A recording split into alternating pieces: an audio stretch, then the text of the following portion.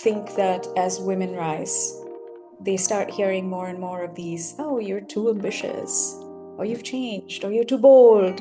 And look, this isn't feedback. This is simply discomfort from people who benefited from the earlier, smaller version of you. We talk about the pay gap, we talk about the promotion gap, the sponsorship gap when it comes to women, but the loneliness gap, we don't talk about it. It looks like this concept of, I call it solitude, is part of the job description. Hosted by Gabriella Vacca, you're listening to the EveCareers podcast. Hello, everyone. This is Gabriella Vacca. I'm a founding advisor and ambassador for EveCareer. This is our third episode, and I am super thrilled to have today a special friend, Bianca, someone I met back in 2017, and she helped me find something new about myself. But I will tell you a little bit later about it. So today is leadership beyond approval, what sets us apart. And it's a common theme for women who progress in leadership, and it makes us face sometimes solitude, right? Of the power of making specific decision and stand your ground. But we're going to learn a little bit more about it from my special friend Bianca. So Bianca is, and I'm going to read it because her bio is so impressive. It is impressive. Bianca has been the chief storyteller for a tech firm, Wipro, a company that I work with, and she was reporting directly to the CEO and help the company manage their reputation, build their brand, and also go through crisis. Right? Crisis and transformation, acquisitions, and of course, the change in the soul of the company into embracing AI. So she's a marketing and communication leader. She had many of these roles in her life. And before that, she was a journalist for almost a decade with CNBC and DTV and Reuters.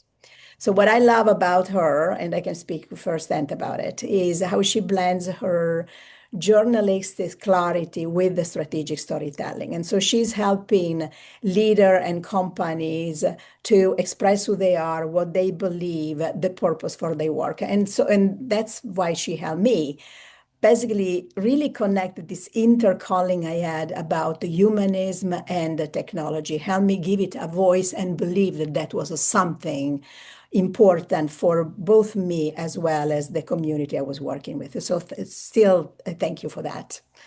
And Bianca is also very, very active in social impact. She is she serves on two advisory boards and of two nonprofit, one with blind children in South Asia, and also she's supporting big initiative in education. So you're certainly making yourself very, very useful to the world and not just to your own community. Thank you, Bianca. Thank you. It's a great joy, but also an honor, Gabriella, to be sharing one more thing together. I remember we met in 2017 and we did, something similar. But I hold you in great admiration, and not just for the mentorship and the guidance and the wisdom that you so freely share with me, but also for your friendship. So thank you.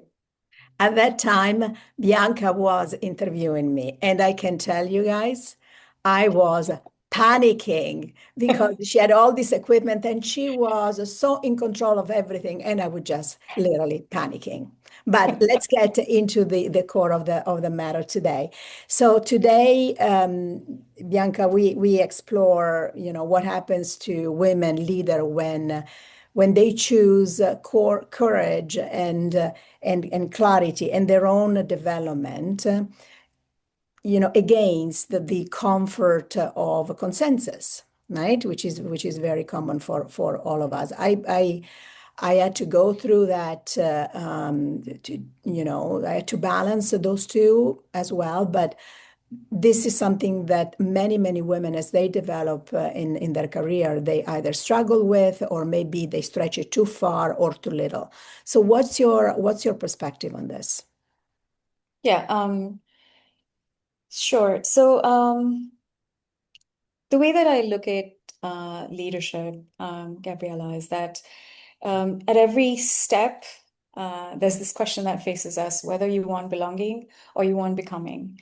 Now, ideally, we'd want both, but in the real world, it's hardly ever the case. And at some point or another, this threshold between belonging and becoming appears. And when we do choose ourselves over the comfort of consensus, the comfort of acceptance, that's, I think, where the solitude begins. And it's really the moment when you stop seeking the room's approval and start seeking for clarity. That's how it's been for me. And every time I've chosen clarity over compliance, I've paid for it, in some way or another, in acceptance in friendships and relationships, or sometimes even in reputation, particularly as a brown woman operating in rooms that do not look like me. And so over time, I've learned to not accept, but see it as the cost of doing meaningful work. And that's how I explain it to myself. But then the other way that I also think about this issue is the loneliness of confidentiality, which is in its own kind of leadership pressure. And Gabby, you know this world very well. For example, at my previous company, I was one of maybe 15 or 20 people in a 230,000 people company with UPSI clearance, which meant that I had access to unpublished, price-sensitive information. So, you carry information around financial performance and leadership changes and acquisitions and layoffs.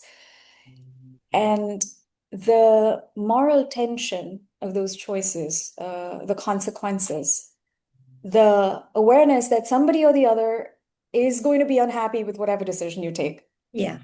It can feel lonely sometimes. So it looks like this concept of, I call it solitude, is part of the job description.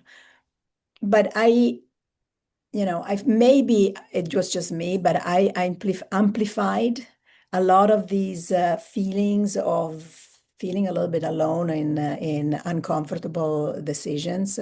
So is this something that in general women, you think they experience in a way that is a little bit magnified, versus our good friends, the men we work with? Without generalizing, because everybody experiences these things in a different way. But what do you think about women and loneliness?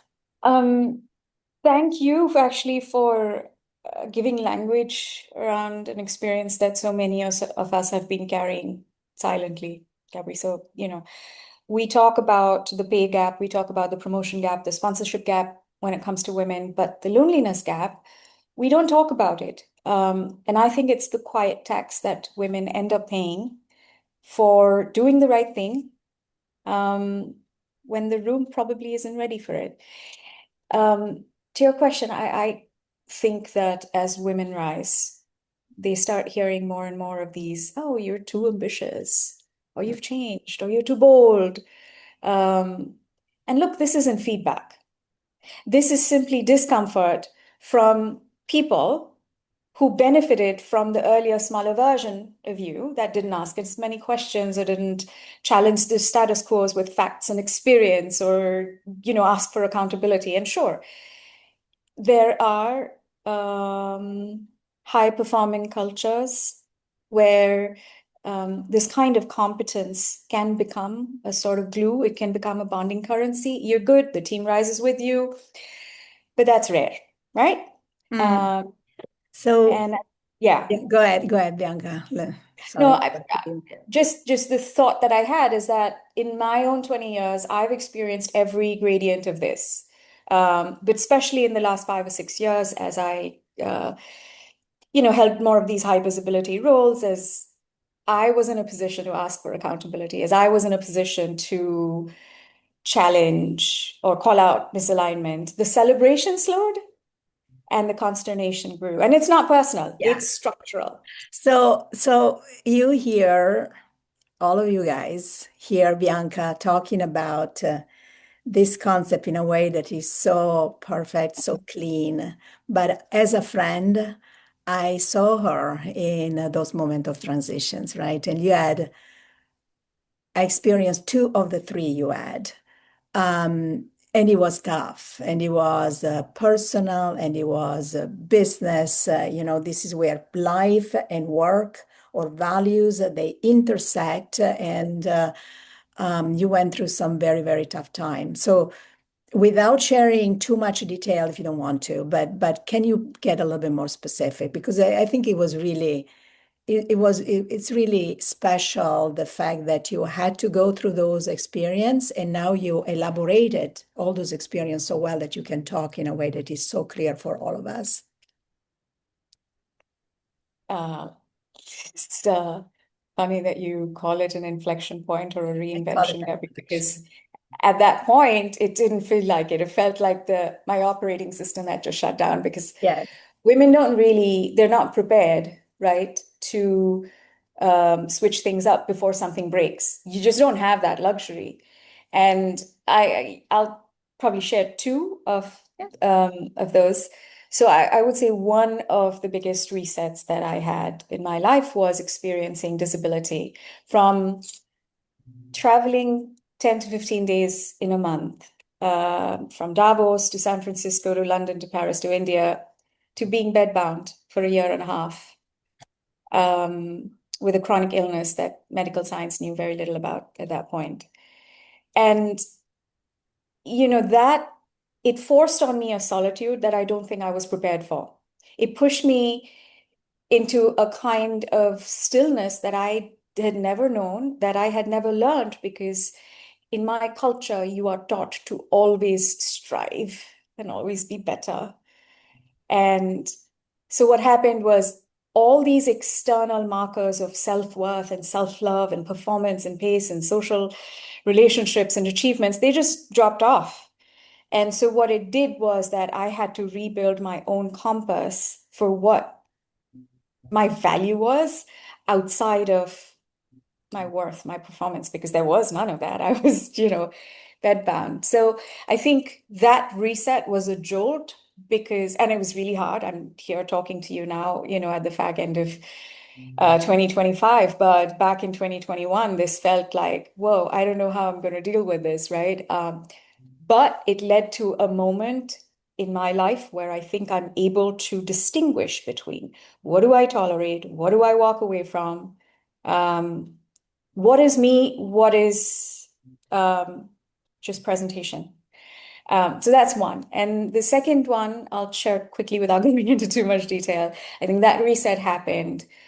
That was more professional rather than personal, but that happened about 20 years in my career, where I chose to move away from the CMO, CCO roles for a bit in 2025 and leaned into more social service, startup consulting, civil society work. Now, why?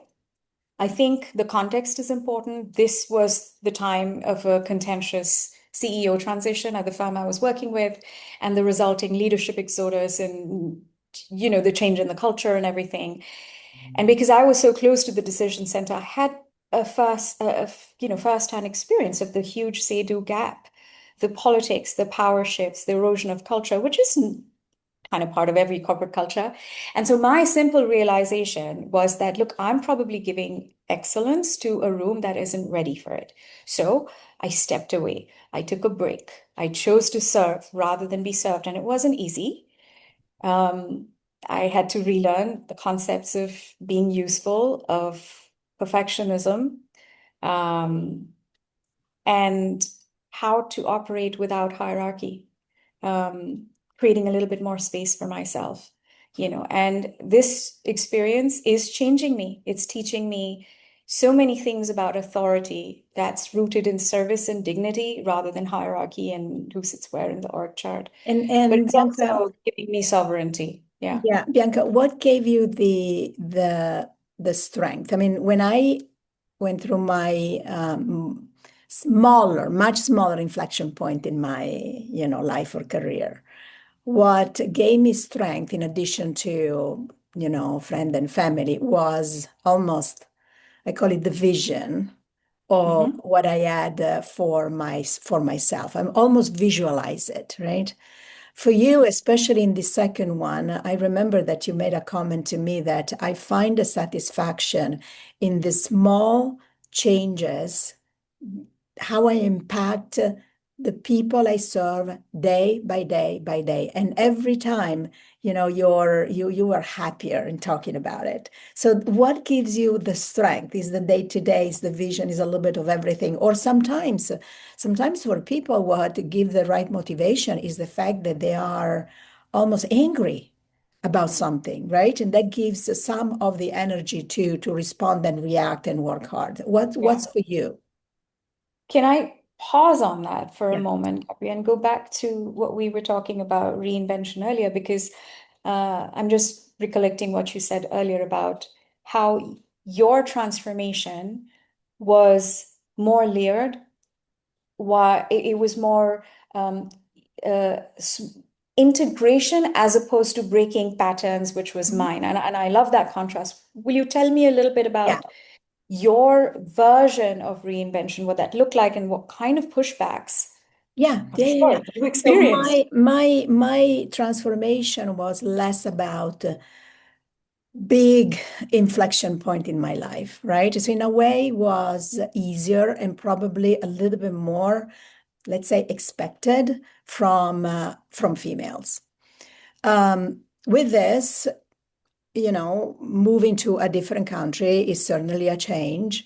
Yeah, Becoming a mother is certainly a change. Assuming more responsibilities, doing an MBA while you're expecting your first child, that was tough. So every time that I added some learning or some new, I call it role into my life, I put a lot of attention into integrating the new aspect of me on my old me, right? So in a way, it's I grew by, again, in a way that is, I call it linear hmm, versus but when you make an uncomfortable decision, like for example, I took a job for 5 years in Italy, and according to some people, oh, you left your children and your husband behind, which was not the case because we talked as a family about this opportunity. It's you have to face the sense that people say, oh, you're putting your job in front of everything. You say, well, kind of not really, but I'm not going to elaborate that I have also an 85 years old dad in Italy, which I love, and my sister, and that my family is willing to go, back and forth and experience this. So it does take a courage. yeah, And sometimes you have to put yourself in front of what people either expect or they, sometimes they do give you the input. I like what you said earlier, that they give you, um, not through feedback. They just to try to hold you back to the Bianca or the Gabriella that your version of yourself that you had yeah. before, one they were comfortable with. Yeah, and Yeah. choosing what's right for you is Yeah. almost always going to run counter to social expectations, power politics in families, in companies, in society. But yeah, I mean, I'm not going to pretend that it was easy for me or that it was easy for you. But I think the point you made about courage or reinvention, it does cost acceptance. And to the point I said earlier, I think that I've learned to see it as the cost of being true to myself, having curiosity, having integrity, and doing meaningful work. And I mean, it's also part of the growth as a person that we all go through. And I think we have to recognize that at some point we have to give that priority, because a lot of us, especially women, we are raised to put everything and everybody ahead of us and nurturing everything that's around us and putting ourselves last. And there is no greater joy than sacrificing your own self-worth and rest or comfort. I don't believe in that anymore. I did at one point. That's how I was raised. Yeah. Yeah. I think a lot of people in general, a lot of women specifically, go through that process of rebalancing the self and really putting their, let's call it their ambition, their willingness to be the best person that they want to be based on their potential. And, Yeah. and this calls out another element, which is being intentional about working on your career, the changes you make, and bringing the values that you believe to to share with others. And all through that, refusing to betray the person that we are becoming. True. Yeah. Perfect.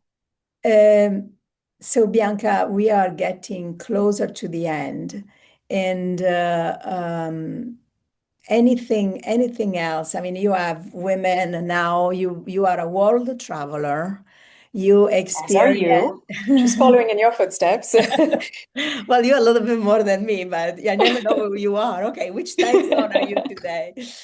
And you have really admiring what you're doing for your, nonprofit and so forth. So you have women and men listening to this episode of our podcast. Any any final call out about this being brave and yes, that sometimes it's hard, but if it's the right thing to do, just do it. You know, I think it's an important message that help me phrase it as beautifully as you normally do. I call out Oh my to the gosh. world. I mean, we have women from India, we have Europe, we have the States, Love we it. have we have a global audience. So While I share just my 2 cents, Gabby, I'm going to hope that I can come back to you and ask for your thoughts, final thoughts on the element of isolation for women or solitude as they arise in the career.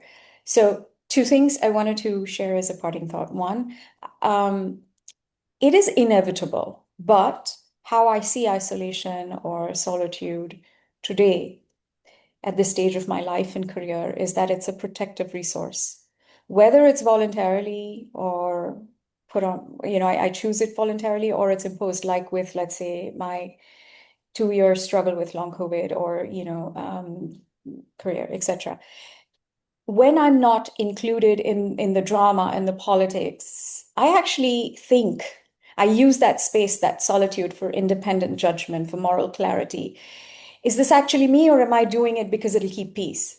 So maybe if we reframe the solitude of leadership, both men and women, but maybe particularly women, because our lived experiences prove it, maybe if we reframe the solitude as recovery rather than as punishment, that might help.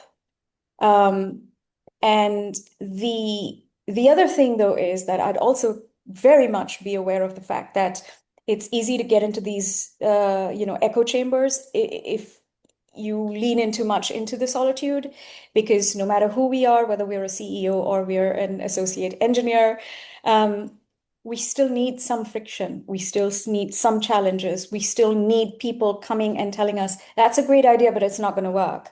And so solitude for clarity, community for calibration. Does that make sense? yeah, I mean, I'm writing it down because it's so beautiful. Um, Yeah. so yeah, but before we end, I have to ask you, Yeah. how would you So frame this? for Yes, those that so don't the know? concept of I have to say that I struggled with the belonging versus becoming. And for the longest time, I let belonging be the winner of the two. Up to probably my 50. That's Mhm. where I felt the sense that I needed to liberate myself. I needed to give a chance to my belonging, to my becoming. And I realized at that point that my creative thinking or the ideas or the way I have to read the world or what's happening around me was actually a benefit to the teams or community I would work with. So my sense of belonging became as, if you have thoughts or idea, or if you see specific dynamic, you need to share, you need to let them know. It doesn't mean if you are giving those type of input and therefore you break yourself apart from the Yeah. community, it doesn't mean that you're not belonging. It means that you are adding contribution to the group and the community you're working in. And so that helped me create a stronger, becoming. Because Mm. in my becoming, there was not just leadership position, but I typically, for me, contributing in team level or even at personal level with coaching and mentoring or sharing ideas that are a little Yeah. bit different than the typical black and white became a value for me. So yes, I struggle with that belonging and becoming. I've been able to put the becoming in front of everything else. And with that, I'm very much in peace in when I say, you know what, we don't agree on this specific subject, but I generally would like to understand why your idea is so different than mine, Yeah. right? Because I want to connect and I want to understand your perspective, because understanding your perspective will create a better version of my belief. So and this is how I manage conflict. There is Yeah. not one against the other. There is the concept of I want to understand your perspective so that my own judgment will become better. But in that doing that, I constantly reinforce my belonging and in the team, as well as my becoming, because obviously that's what I want to do for myself. It's kind of a convoluted concept, a little bit of becoming, a little bit of belonging, but that's exactly how I mature, that the balance between the two for me. And thankfully I did not have to, I never got exposed to very deep, super hard situation that, by the way, a lot of the people that are listening today may be exposed to, Yeah. right? So for them, it could be a very hard choice of belonging or becoming. But what you said is a great metaphor for life in general. It's not black and white, but there are so many shades, not just of gray, of every other color in the middle. Yes. And that's the balance between becoming and belonging. And I love that. I love that. Okay. So thank you, Bianca. It was wonderful. You. I loved it. And I hope that all people who are listening got a little bit of a sense of, yes, solitude is important, but is important to think and to help break barriers in a way that is absolutely intentional. A little bit of struggle is healthy for our self development. And both Bianca and I have shared very authentically what happened to us. So good luck for everything. Thank you for listening. And Bianca was wonderful as usual. So thank you from the depth of my heart. Thank you. Thank you.